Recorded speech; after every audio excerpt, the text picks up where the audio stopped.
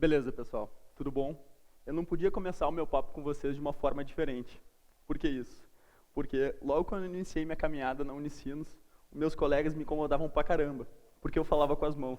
Eles me incomodavam e falavam dizendo, cara, tu atrapalha as pessoas com isso, tu tira o foco delas, segura um papel, segura uma caneta.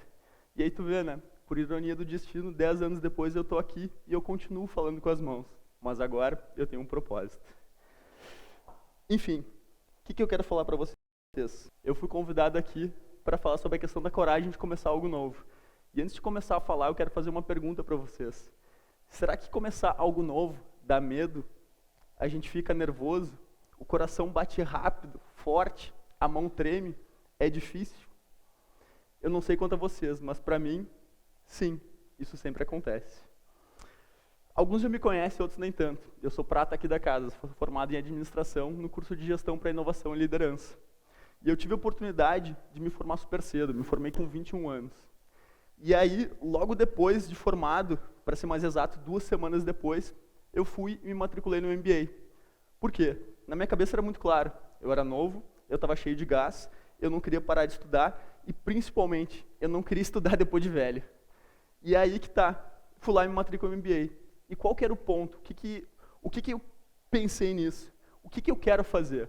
E aí lembrei do meu pai, que sempre falava, Gustavo, todo administrador tem que entender os números das empresas. Bingo. Confesso, eu nunca fui o Pelé das exatas. E aí eu me decidi. Eu fui fazer MBA em finanças. Foi muito legal, aprendi bastante. Mas acho que, mais do que isso, a parte técnica, a parte financeira, eu descobri aquilo que eu não queria. E quando a gente não sabe o que a gente quer, saber o que a gente não quer já é meio caminho andado. A minha história no empreendedorismo, ela começou sem eu saber. Ela começou do nada, durante um estágio no qual eu conheci uma menina em especial. E ela me falou que tinha deficiência. Papo vai, papo vem.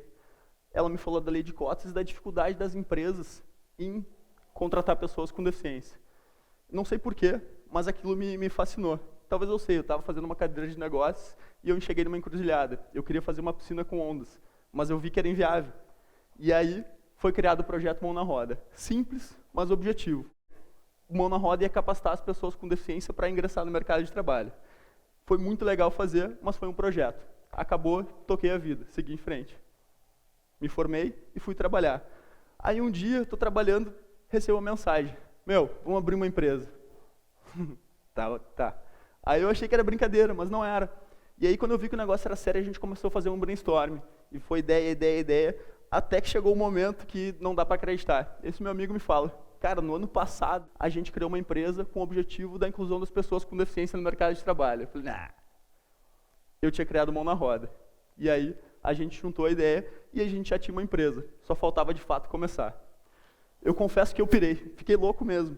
E aí fiquei pensando, como que eu vou fazer para tocar isso para frente. E aí eu lembrei de um amigo meu, um ex-professor chamado Felipe Campelo, que na época do Mão na Roda me incentivou a tocar o trabalho e fazer não desiste.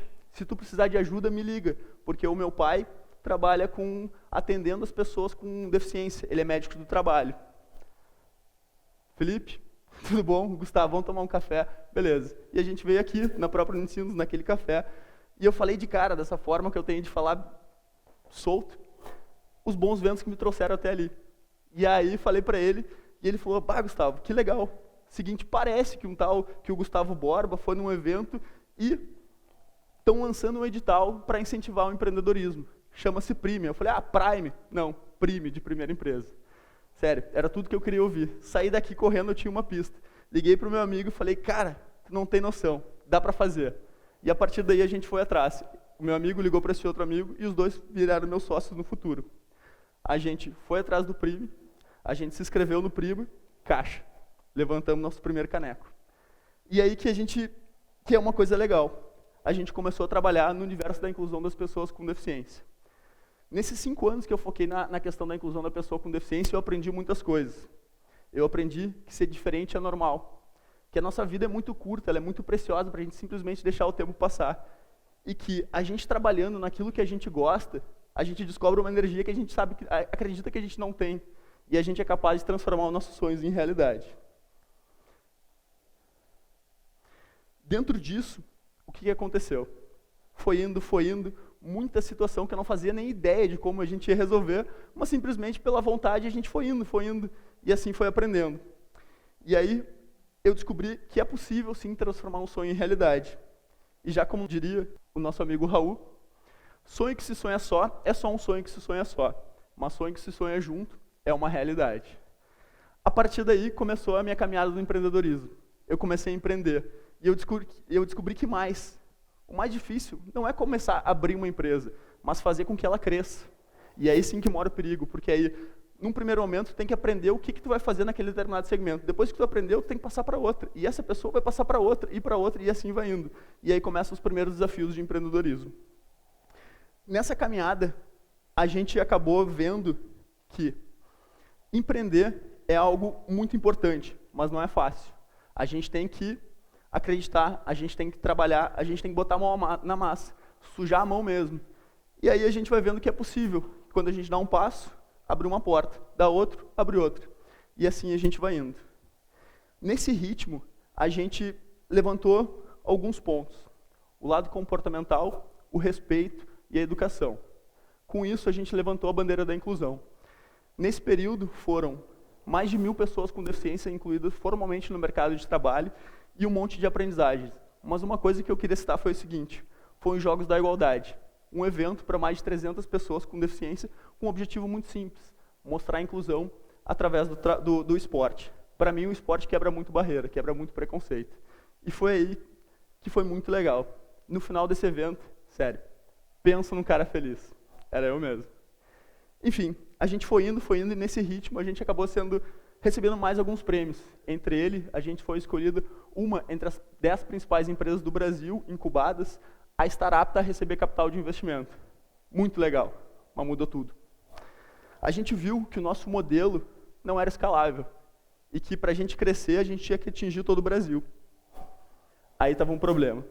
A partir daí, a gente começou a pensar num sistema que, num futuro, poderia escalar a empregabilidade. Mas isso não vou falar agora. Enfim, nesse trabalho, a gente foi conquistando. E no final do ano passado, descobri, de fato, que realmente é possível transformar esse sonho em realidade. E aí, eu comecei um novo sonho. A gente começou uma startup. Não só focando na questão da pessoa com deficiência, porque não só é ela que precisa de uma ajuda para ingressar no mercado de trabalho. Hoje a gente vive num mundo onde cada vez mais a gente tem que fazer aquilo que a gente gosta. Isso inclui também o trabalho. Estava aí um novo sonho. Estava aí uma nova empresa. O que eu acho legal de falar? Hoje o meu trabalho não é simplesmente o meu ganha-pão. É a minha forma de lutar por aquilo que eu acredito. Hoje eu posso me posicionar muito bem.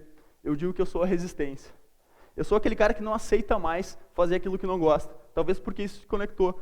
Talvez isso influencie nas minhas escolhas. Mas eu não consigo. Se eu fazer algo que eu não gosto, eu vou ser um cara médio. E isso não tem espaço mais. Se eu conseguir alinhar o que eu faço, eu não vou nem sentir, eu simplesmente vou fazer. E assim que vai indo. A gente foi indo, e viu que a gente está passando por um novo momento. Eu não sei se a gente já está ou se a gente está em transição, que é a era digital. A era digital proporciona tu chegar em todos os lugares, do Rio Grande do Sul ao Acre. Sim, todo mundo fala, o Acre não existe. Não, o Acre existe. Tem pessoas, tem empresas, e eu tenho certeza que tem pessoas que trabalham onde elas não gostam. A internet nos possibilita chegar em todos esses lugares, entre outras coisas. Dizem que era digital, era do conhecimento, tem até um livro que diz que o mundo é plano, que não tem mais barreiras. Enfim, nesse ritmo, existem várias oportunidades. Hoje, infelizmente, o Brasil tem uma coisa que é complicada.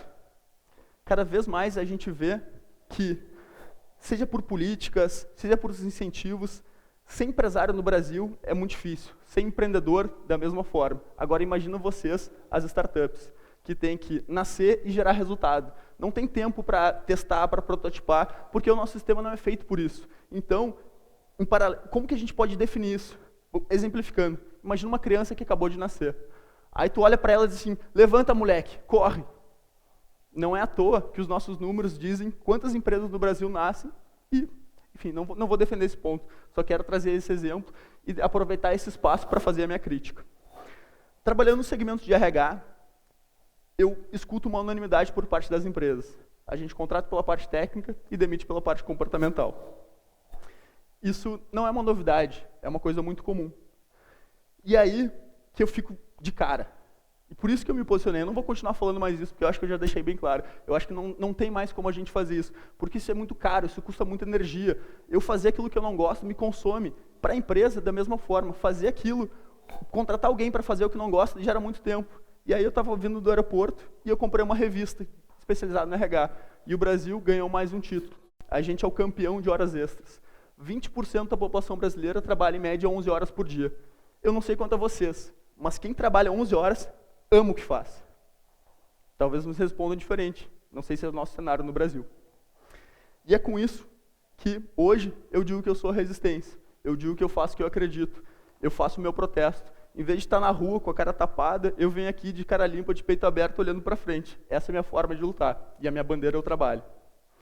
Dentro do caminho que eu vim percorrendo e que eu venho percorrendo, porque eu tenho 28 anos, então eu acho que eu sou muito novo para dizer que eu já aprendi alguma coisa, porque eu estou aprendendo muito, eu trago 5 pontos comigo. O primeiro, ter responsabilidade pelos próprios atos. Eu gosto muito do Homer Simpson, mas tem uma frase dele que eu discordo. Ele diz assim: a culpa é minha e eu coloco em quem eu quiser. Não é bem assim. Se a culpa é tua, ela é tua. Então, a responsabilidade pelos atos faz com que a gente cresça. Talvez a gente sinta uma dificuldade, talvez a gente sinta uma alegria, mas enfim, chamar isso pra gente. 2, encarar o medo. O medo talvez seja o nosso principal instinto. É aquele de preservação, ele nos aguça, ele identifica quais são os potenciais perigos. E aí que tá, potenciais perigos. Nem tudo é perigo real. Então a gente tem que sentir esse medo, vivenciar esse medo, e aí ver, pô, esse perigo é real, vou botar em vida, me arrisco. Opa, minha vida vai estar em risco, pode passar. Se esse perigo não é real, vai em frente. Na pior das hipóteses, eu descobri que eu estou vivo, que eu posso continuar, eu tive uma nova experiência. Fora isso, liderar pelo exemplo. Eu não sei nem como falar para vocês o que é a questão de liderar pelo exemplo. Talvez uma simples frase: os meus heróis não morreram de overdose. E aqui, essa para mim é uma das principais barreiras para o empreendedor: resistir à dificuldade. Sério, é muito bonito falar que faz o que gosta, que tudo mais, mas isso não garante que vai ser fácil. Vai ser difícil, pode apostar, mas se eu acreditar com o coração, é possível. Porque acreditando com o coração é a única forma de transformar sonhos em realidade, ao menos para mim. Quando o combustível é externo, isso aí uma hora vai acabar. E quando isso acabar, o que vai acontecer? Eu vou olhar para o lado, eu vou ver aquele vazio, eu vou estar à deriva. E se eu acreditar com o coração, o mundo vai acabar da mesma forma. Não vai ser diferente, porque eu acredito ou não que as coisas vão ser mais fáceis para mim, em termos da vida proporcionar isso. Mas, quando tudo ficar escuro, quando tudo ficar complicado, eu vou estar ouvindo. E aí eu sei que está na hora de acordar, de abrir os olhos e levantar. Um abraço.